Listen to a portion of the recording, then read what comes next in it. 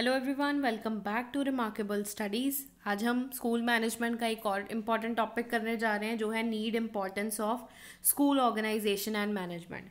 School organisation and management का meaning मैं already discuss कर चुकी हूँ, लिंक आपको डिस्क्रिप्शन में मिल जाएगा।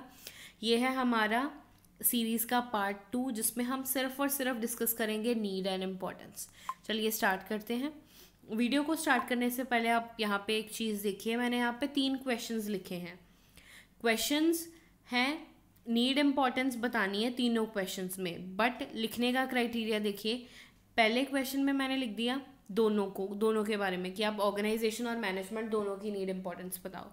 सेकंड क्वेश्चन में मैंने सिर्फ लिखा स्कूल ऑर्गेनाइजेशन की बताओ। थर्ड पॉइंट में मैंने सिर्फ लिखा स्कूल मैनेजमेंट की बताओ।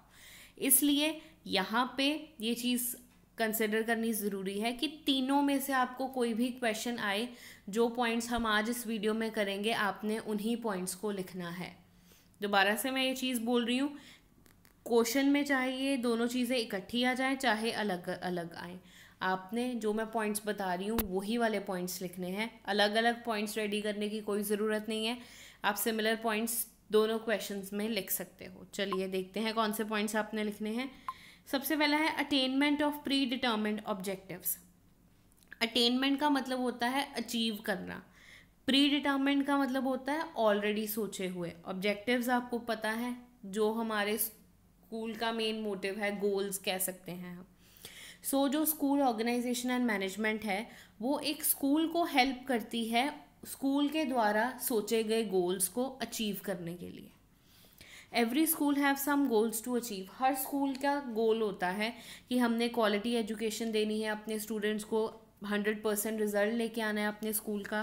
टीचर्स जो है वो अच्छे तरीके से हमारे स्टूडेंट्स को पढ़ाएं, स्कूल में को करिकुलर एक्टिविटीज़ हो, ये सारे गोल्स होते हैं स्कूल के। School management and organization put every source together in such a way that every activity and effort is directed towards achievement of goal.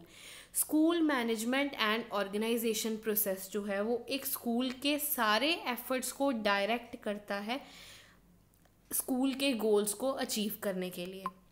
अब स्कूल का मेन मोटिव है कि 100% रिजल्ट आए हमारे स्कूल का। सबसे पहली रिस्पॉन्सिबिलिटी होगी प्रिंसिपल की कि आप एक प्लान तैयार करिए कि किस तरह आपने बोर्ड की क्लासेस में बच्चों को पढ़ाना है। सेकेंड आ जाएगा यहाँ पे टीचर्स का रोल। टीचर्स का रोल होगा जो प्रिंसिपल ने प्लान बनाया है उसको फॉलो करना। अगर आपको लग रहा है कि इस प्लान में ये चेंजेस हो सकते हैं तो आप प्रिंसिपल को डायरेक्ट कर दो। फिर आता है हमारे पास नॉन टीचिंग स्टाफ। उनकी ड्यूटी क्या है कि क्लासरूम्स नीट एंड क्लीन हो, बिल्कुल बच्चों को प्रॉपर वाटर फैसिलिटीज़ मिले। अगर आपको लग रहा है कि वाटर फैसिलिटीज़ में कोई प्रॉब्लम है तो इमीडिएटली आप प्रिंसिपल को बताएं। अब जब ये सारे लोग जो है वो मिल के काम करेंगे तो डेफिनेटली जो उस स्कूल का गोल है 100% रिजल्ट का वो अचीव होगा। इसलिए स्कूल मैनेजमेंट एंड ऑर्गेनाइजेशन जो टर्म है वो स्कूल के सारे एफर्ट्स को डायरेक्ट करती है स्कूल द्वारा सोचे गए गोल्स को अचीव करने के लिए। What ever is done it depends on the goals of institute. एक स्कूल में जो भी काम किए जाते हैं वो सारे बेस्ड होते हैं उस स्कूल के गोल्स के ऊपर कि वो स्कूल एक्चुअल में क्या अचीव करना चाहता है। ओके, नेक्स्ट पॉइंट है optimum use of resources. Optimum मतलब पूरे तरीके से जितनी भी रिसोर्सेज हैं उनका यूज़ करना। अ school needs services of teachers, non teaching staff, principles and administrative staff. एक स्कूल को इन सभी की सर्विसेज की ज़रूरत होती है। अब ये तो नहीं है कि स्कूल की बिल्डिंग बना दी, बच्चे आके अपने आप पढ़ के चले जाएंगे। पढ़ाने के लिए टीचर्स चाहिए, टीचर्स को मैनेज करने के लिए प्रिंसिपल चाहिए, स्कूल का फीस स्ट्रक्चर देखने के लिए और सारे रिकॉर्ड्स रखने के लिए हमें कौन चाहिए, एडमिनिस्ट्रेटिव स्टाफ। इन सभी का स्कूल के अंदर होना बहुत ज़्यादा ज़रूरी है। To teach student school needs classroom, black board and projector. पढ़ाने के लिए भी क्या चाहिए, क्लासरूम में ब्लैक बोर्ड होना चाहिए, प्रोजेक्टर्स लगे हुए होने चाहिए, साइंस लैब में सारे इक्विपमेंट्स अवेलेबल होने चाहिए, बच्चों के बैठने के लिए प्रॉपर फर्नीचर होना चाहिए। ये सारी चीज़ें स्कूल के अंदर होना बहुत ज़्यादा ज़रूरी है। इनको school organisation and management help करती है स्कूल के अंदर लेके आने के लिए और मिनिमाइज़ करती है स्कूल के अंदर किसी भी तरह वेस्टेज ना हो, टाइम की, एफर्ट्स की, मनी की और मटेरियल की। मतलब टाइम टेबल प्रॉपरली सेट हो। अगर एक क्लास में 7th क्लास में जो है वो आपको लग रहा है कि मैथ्स के जो है वो 2 लेक्चर्स होने चाहिए, 2 पीरियड्स होने चाहिए, तो इस तरह टाइम टेबल को सेट करो कि क्लास 7th में 2 पीरियड्स जो है वो मैथ्स के लगे ही लगे रोज़। तो ये इससे जो है टाइम की वेस्टेज नहीं होगी। फिर अगर टीचर एफर्ट्स कर रहे हैं एक्स्ट्रा, बच्चों को लैब में लेके जा रहे हैं, बच्चों को साइंस के एक्सपेरिमेंट्स कराने के लिए, बायोलॉजी समझाने के लिए उनको गार्डन्स में लेके जा रहे हैं, तो वहाँ पे ये सारी फैसिलिटीज़ अवेलेबल हों। टीचर बच्चों को लेके गया लैब में इक्विपमेंट्स ही नहीं है, तो लैब में लेके जाने का कोई फ़ायदा नहीं है।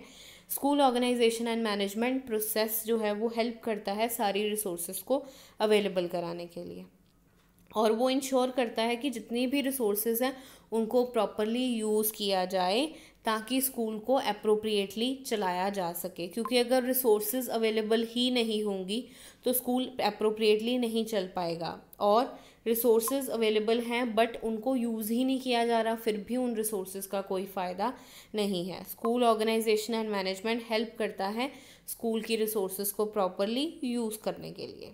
Next, overcome difficulties. अब देखिए हर एक इंस्टीट्यूशन में कोई ना कोई प्रॉब्लम्स होती हैं। अब यहाँ पे एक चार्ट है वो आपको दिख रहा होगा, स्टार्टिंग यहाँ से हुई है और यहाँ पे वो क्या हो रहा है, फिनिश कर रहा है, और आप देख सकते हो बीच में कितनी ज़्यादा प्रॉब्लम्स यहाँ पे शो की गई हैं।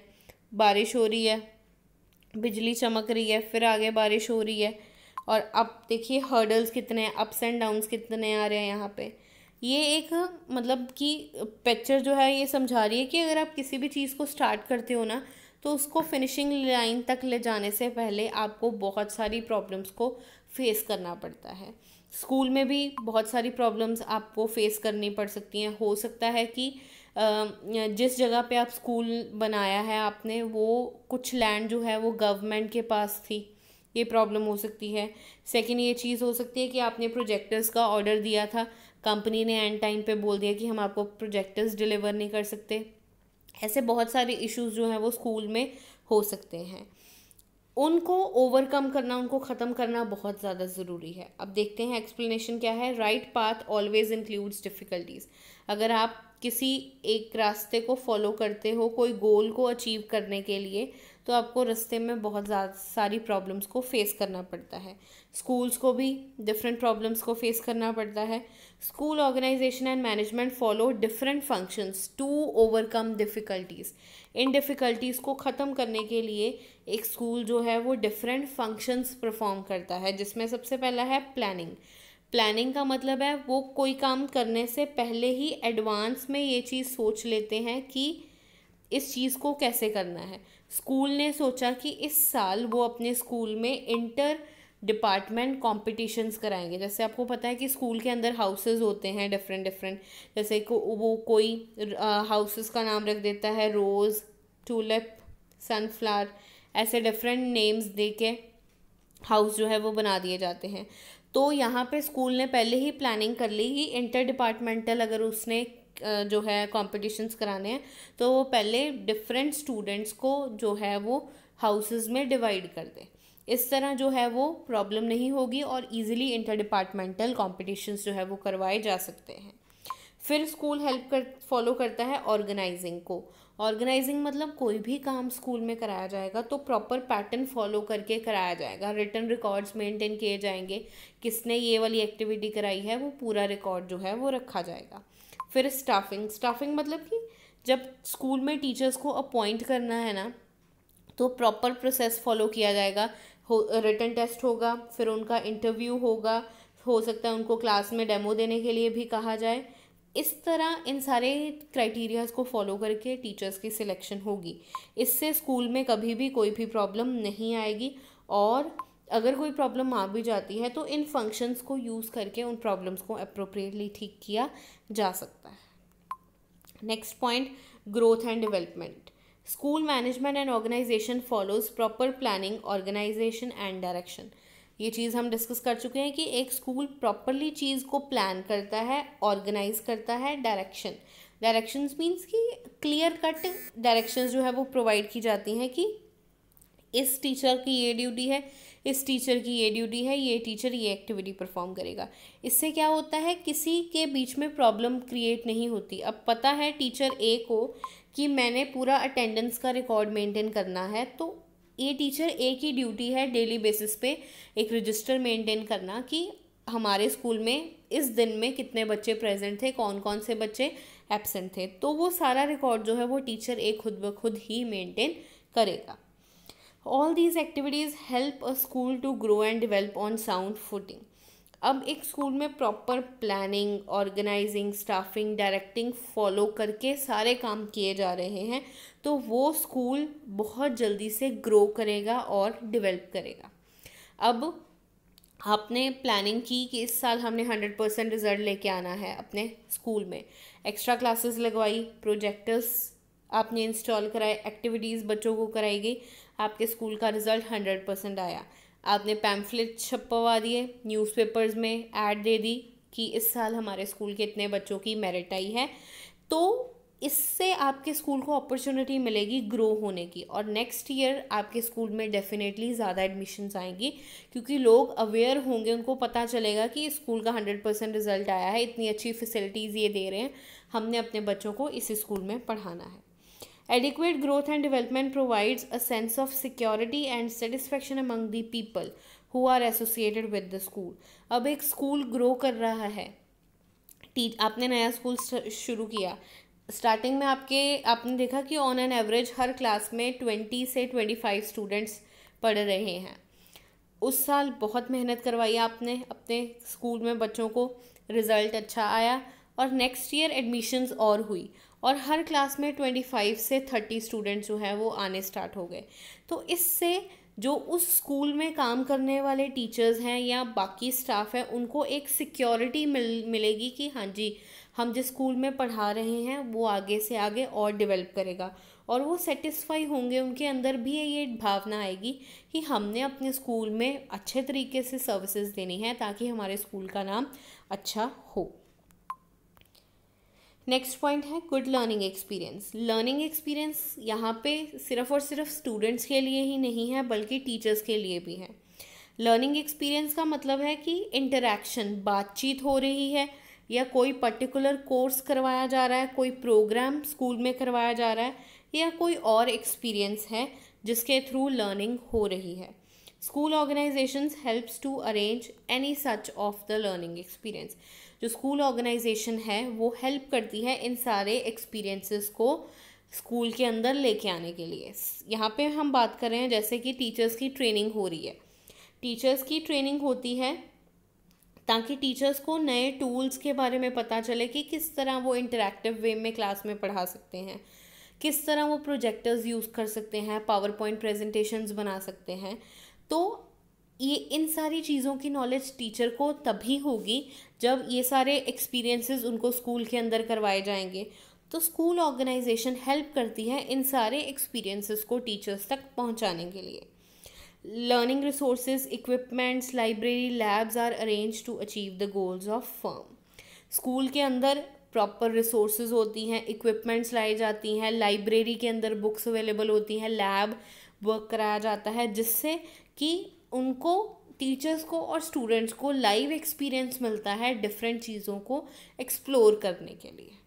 ओके, समझ लगा आपको ये पॉइंट कि लर्निंग एक्सपीरियंस का मतलब है डिफरेंट एक्सपीरियंसेस को एक्सप्लोर करना both teachers as well as students के द्वारा ताकि लर्निंग इफेक्टिव हो।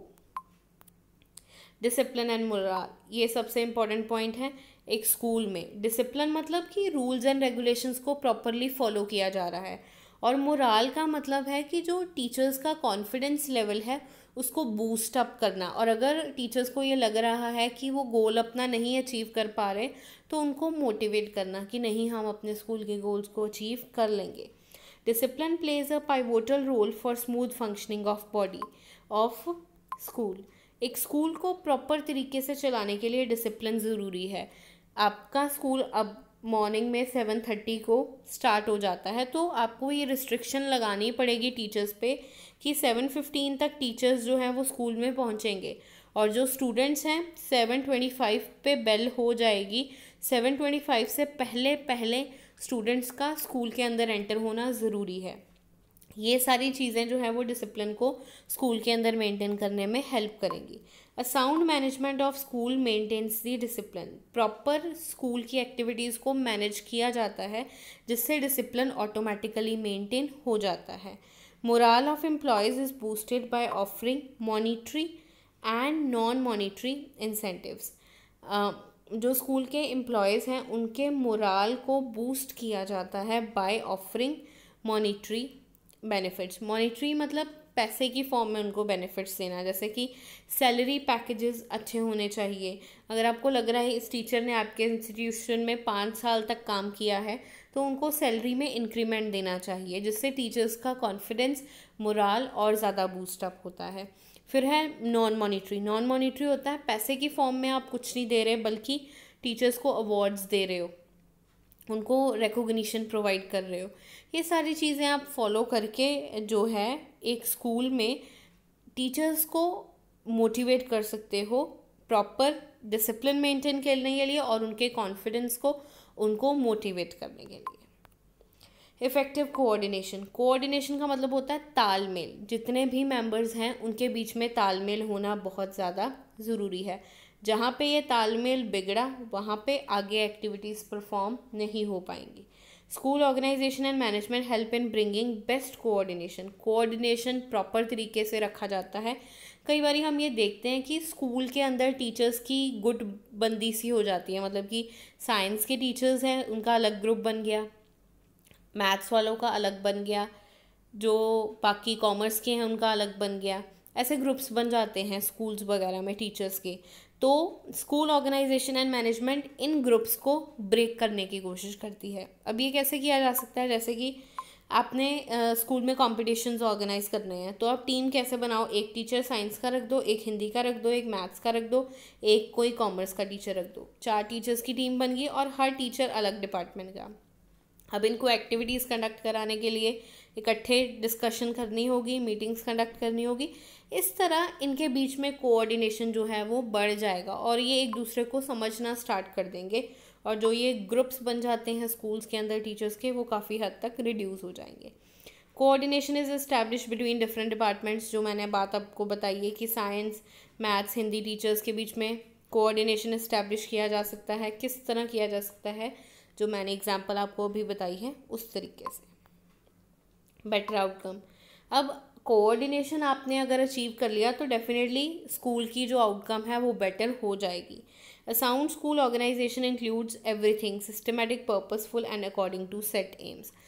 एक स्कूल ने सोचा है कि गोल्स अचीव करने हैं तो वहाँ पे हर काम सिस्टम से किया जाएगा, पर्पसफुल काम किया जाएगा कि जो जिस चीज़ की ज़रूरत है स्कूल में उसको ही ध्यान में रख के काम किया जाएगा और एम्स के अकॉर्डिंग जो हमारा गोल है उसको अचीव करने के लिए। For example material resources use, suitable time table, division of work, evaluation, feedback etcetera. अब एक स्कूल में बेटर आउटकम के लिए क्या क्या चीज़ें यूज़ की जा सकती हैं। पहली, material resources use, best resources use की जाएंगी। Second, suitable time table. Time table जो है वो प्रॉपरली मेंटेन किया जाएगा। अगर कॉमर्स के स्टूडेंट्स को अकाउंट्स के 2 लेक्चर्स चाहिए एक दिन तो उनको प्रोवाइड किए जाएंगे। साइंस के स्टूडेंट्स को मैथ्स के 2 लेक्चर्स एक दिन में चाहिए, उनको प्रोवाइड किए जाएंगे। जो हमारी क्लासेस हैं 5th से लेके 10th तक फिज़िकल एजुकेशन है, उनको जो है हफ्ते में एटलीस्ट 3 डेज़ ग्राउंड में ले जाने की परमिशन मिले उनको दी जाएगी। ये सारी एक्टिविटीज़ परफॉर्म करके बेटर रिजल्ट्स लाए जाएंगे। All these activities increase learning and results in exam. ये सारी एक्टिविटीज़ जो हैं वो स्टूडेंट्स की लर्निंग को इंक्रीज़ करेंगी और बेटर रिजल्ट्स स्कूल को मिलेंगे एग्ज़ाम्स में और को करिकुलर एक्टिविटीज़ में, वो एक्टिविटीज़ जो पढ़ाई से हट के स्कूल में कराई जाती हैं। अब आपके स्कूल में जो है वो लेटर आई है कि इंटर स्कूल बास्केटबॉल कंपटीशन होगा, तो आपके स्कूल के स्टूडेंट्स तभी जीतेंगे अगर आप उनको रेगुलर प्रैक्टिस कराओगे। इसलिए प्रॉपर मटेरियल रिसोर्सेज का स्कूल में होना और उनको यूज़ करना बहुत ज़्यादा ज़रूरी है for better outcome. Okay learners, this was all about the topic. ये था पार्ट 2। इसके बाद कुछ और पॉइंट्स हम डिस्कस करेंगे पार्ट 3 में। अगर आपने चैनल को सब्सक्राइब नहीं किया तो प्लीज़ इसको सब्सक्राइब कर लो, लाइक शेयर कर दो अपने फ्रेंड्स के साथ और कमेंट करके बताओ कि आपको ये वीडियो कैसी लगी। मिलेंगे हम नेक्स्ट वीडियो में पार्ट 3 में, तब तक stay tuned. This was all about. Thank you.